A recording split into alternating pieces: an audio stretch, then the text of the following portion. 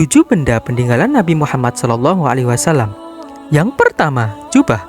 Benda pertama peninggalan Rasulullah SAW adalah jubah. Awalnya, jubah tersebut sempat dijaga oleh kaum Abbasiyah di Mesir. Lalu karena adanya serangan oleh Utsmaniyah pada 1517, jubah milik beliau dipindahkan ke Istanbul. Yang kedua, surat-surat. Semasa hidupnya, Nabi cukup sering menuliskan surat, mulai dari surat yang ditujukan kepada para raja, hingga surat yang beliau tulis untuk rakyat. Contohnya selembar surat dari Rasulullah untuk Najasyi, sang raja Habsah. Lalu ada juga surat Nabi yang ia berikan kepada Kaisar Romawi kala itu, yang mana bahkan lengkap dengan stempel khusus dari Nabi.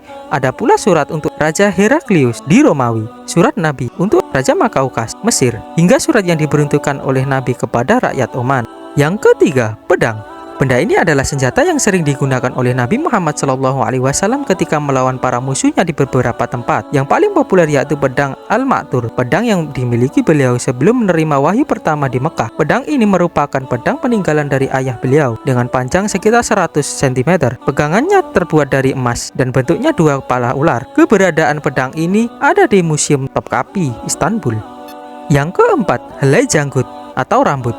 Helai rambut Nabi Muhammad SAW dapat ditemui di dalam Museum Topkapi. Helaian ini merupakan helai janggut milik Nabi Muhammad SAW yang sudah tersimpan rapi. Tidak hanya helai rambut, di sini juga tersimpan rapi salah satu patahan gigi Nabi Muhammad SAW yang disebutkan didapat ketika perang Uhud pada 19 Maret 625 Masehi.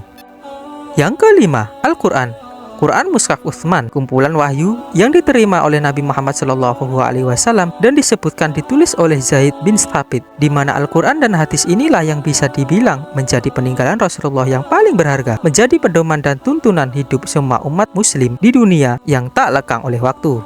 Yang keenam, patahan gigi. Kemudian, patahan gigi tersebut merupakan gigi Nabi Muhammad SAW. Patahan gigi ini merupakan patahan yang didapat ketika perang Uhud pada 19 Maret 625 Masehi. Patahan ini dapat dijumpai di Museum Topkapi.